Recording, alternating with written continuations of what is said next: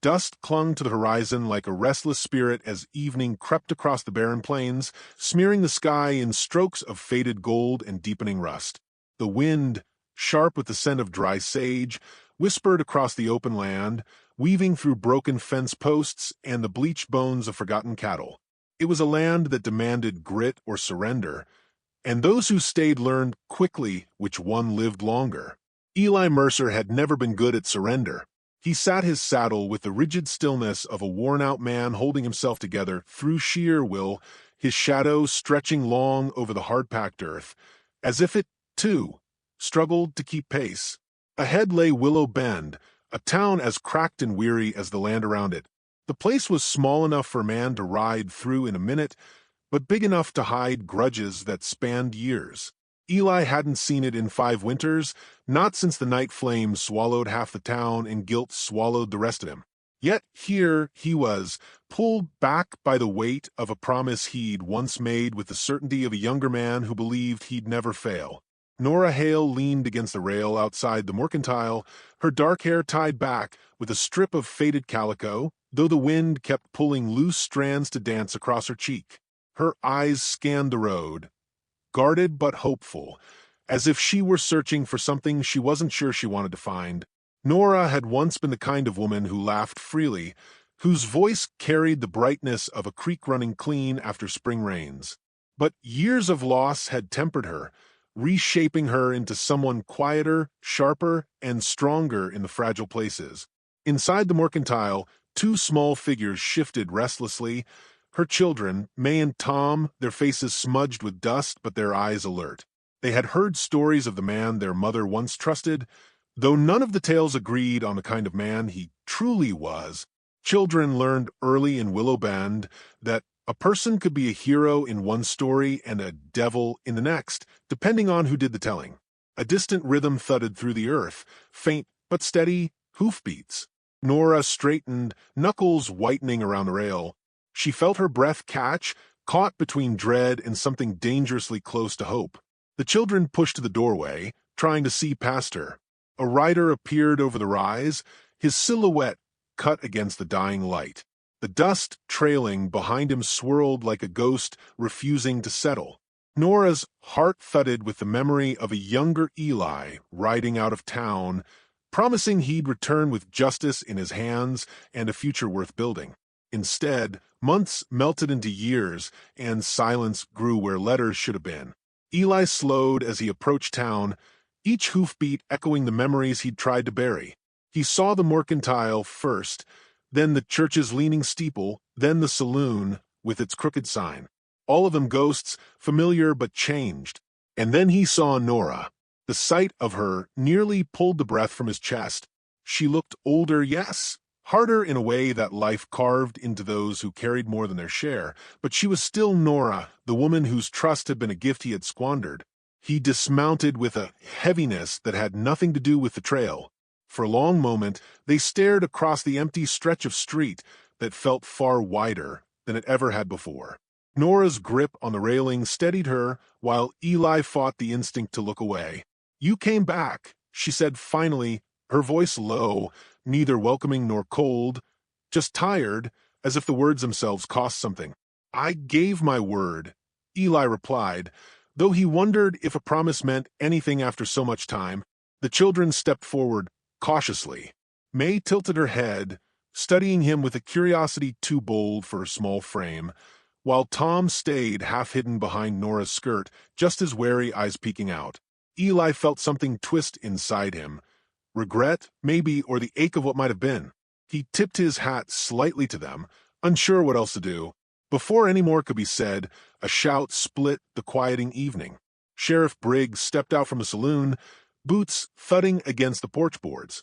The man had broadened since Eli last saw him, though the bitterness in his gaze remained sharp. "Well, I'll be damned," Briggs drawled. "Look what the dust blew in." His tone carried a threat wrapped in false humor. "Didn't expect to ever see your face again, Mercer." Eli didn't flinch. "Not here for trouble." "Funny," Briggs said, hand resting near his holster. "Trouble's usually what follows you." Nora moved slightly, positioning herself, instinctively or deliberately between the sheriff and Eli. Briggs noticed, and a flicker of annoyance crossed his face. "Town's changed since you left," the sheriff added. "We don't need old fires stirred up again." Eli met his gaze evenly. "I'm just here to settle what I should have settled years ago." Briggs let out a humorless laugh. "You think you get to choose how this ends?" "No," Eli said, voice quiet but steady, "but I can choose why I'm here." The tension hung thick, twisting through the street like a coiled rattler waiting to strike. Nora's heart hammered, though she kept her face still. She hadn't asked for Eli's return, but part of her had dreaded what Briggs might do if he ever set foot back in Willow Bend. The sheriff held his grudges tight, and Eli had once stood on the wrong side of one. Briggs spat into the dirt. "Stay out of my way, Mercer." Eli didn't answer. Briggs waited a beat, then turned and disappeared back into the saloon, the door slamming behind him. Silence spread through the street once more. Nora exhaled slowly, realizing she'd been holding her breath.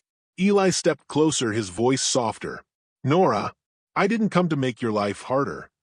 "You already did," she replied, but her tone lacked the sting of accusation.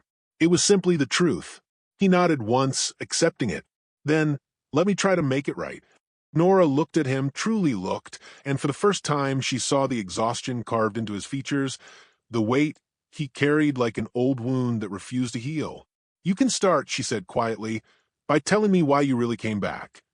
Eli took a breath, steadying himself. "Because the past didn't stay buried, and it's coming for all of us."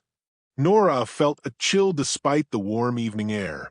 "Then you'd better start talking," she said, her voice calm but edged with fear she refused to show. And Eli knew. Whatever came next, the promise he'd returned to keep would test every piece of him he still had left to give. Morning light crept over Willow Bend with a strained quiet, the kind that warned of a change no one could stop. Dust hovered over the lone street as folks drifted from their doorways, pretending to go about their chores while keeping their ears tuned for the rumor that had shaken the town awake. The stranger who once made a promise was returning, and whether he carried hope or ruin was something no one dared to guess.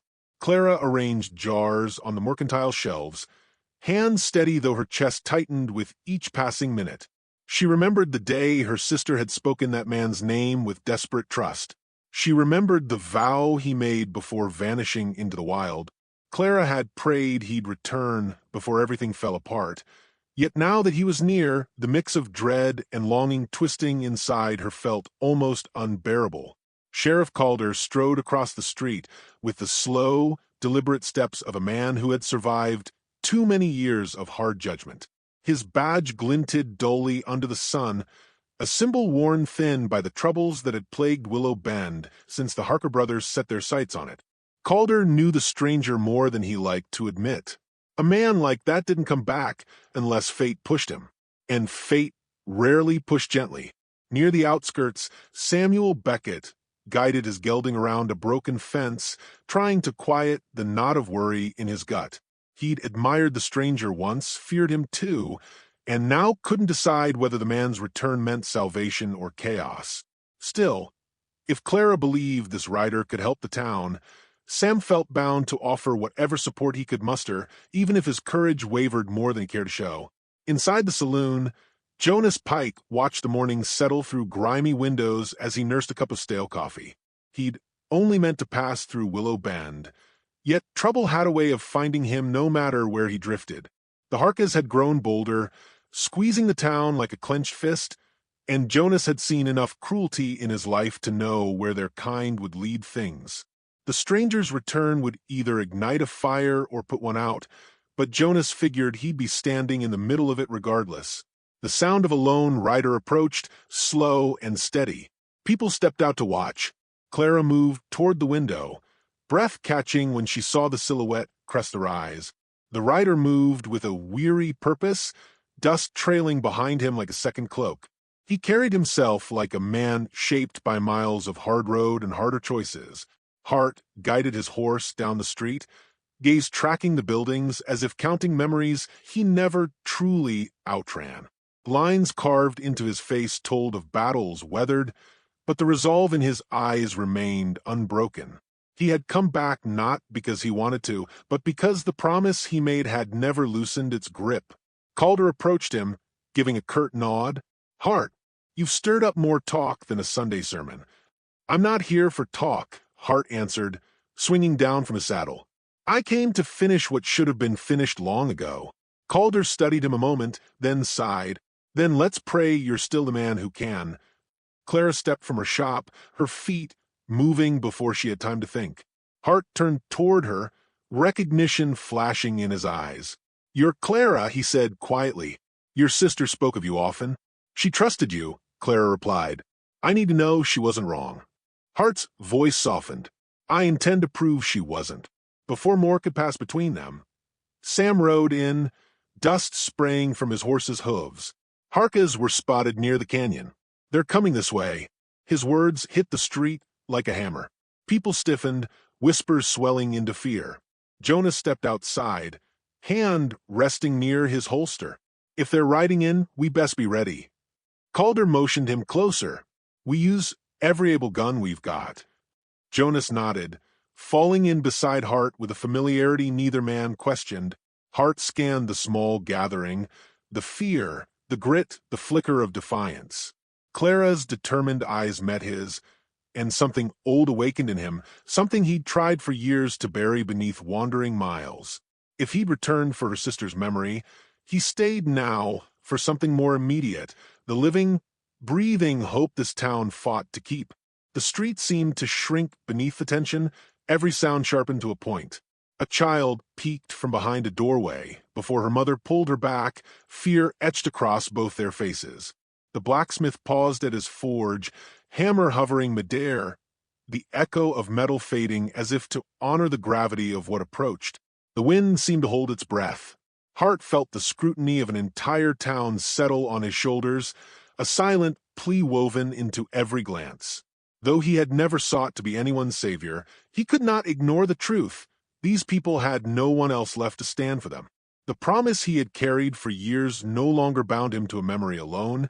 It bound him to the living souls who now depended on his courage. A tremor of dust rose along the ridge as the first figures appeared, dark shapes on horseback growing sharper with each passing second.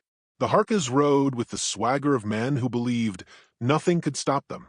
Hart stepped forward, jaw set, the weight of his vow anchoring him. The wind shifted once more, carrying the raw scent of danger. Willow Bend braced for the moment that would decide its fate. Snow rolled across the open flats in heavy, wind-torn sheets, swallowing sound and distance alike. The storm that had trailed the Harker gang now smothered the valley in a cold white haze, turning every shadow into a threat waiting to break loose. Hart rode hard, leaning low over the saddle, keeping Clara and the children close behind him as the blizzard gathered strength. Jonas guarded the rear, rifle ready, while Calder led the formation with grim determination etched into every line of his face. None of them spoke.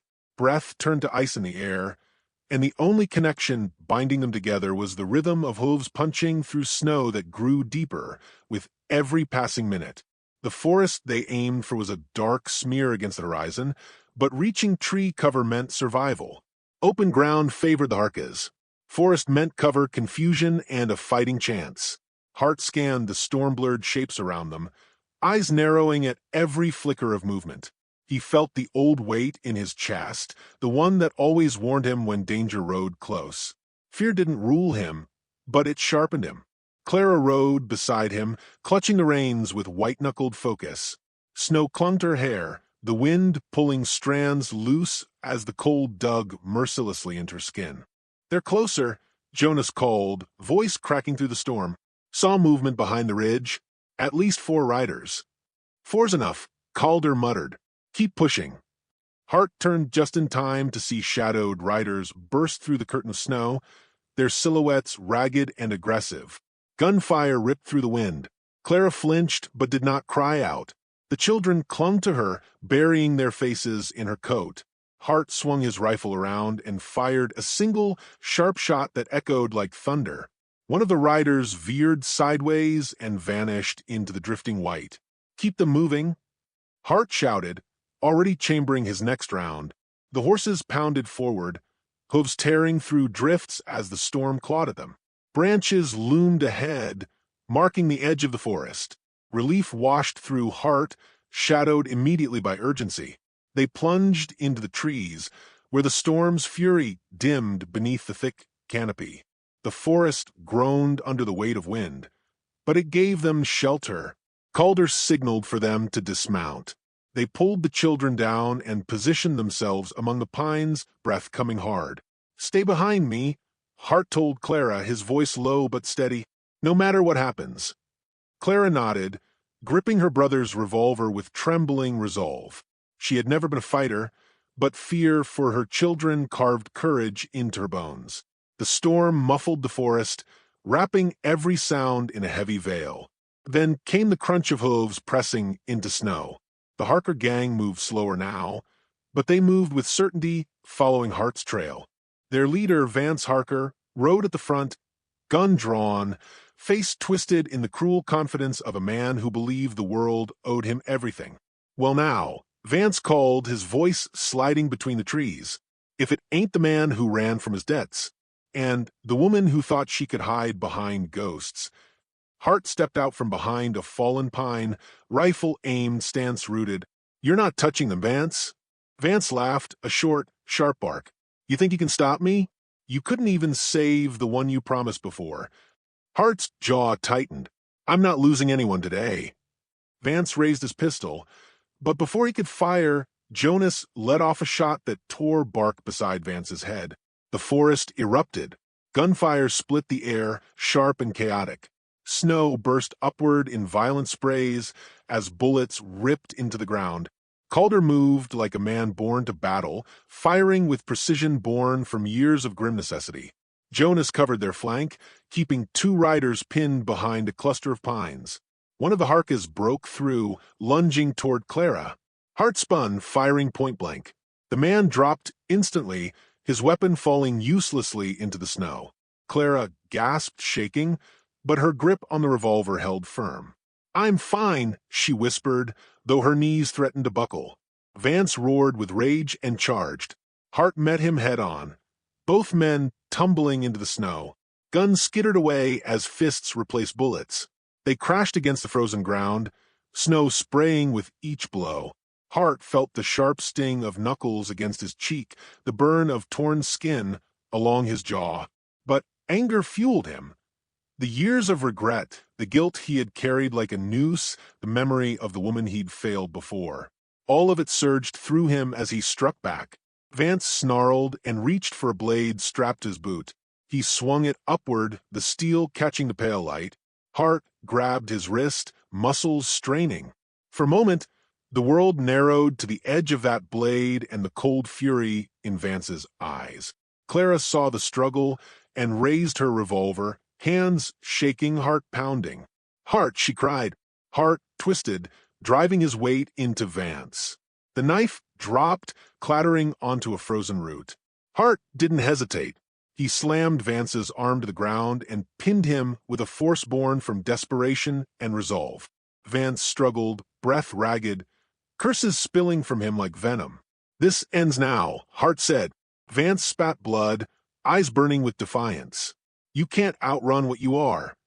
Hart tightened his grip. "I'm done running." Jonas and Calder approached, weapons trained until Hart stepped back. Calder delivered the final blow with the butt of his rifle, knocking Vance unconscious. The forest fell strangely quiet.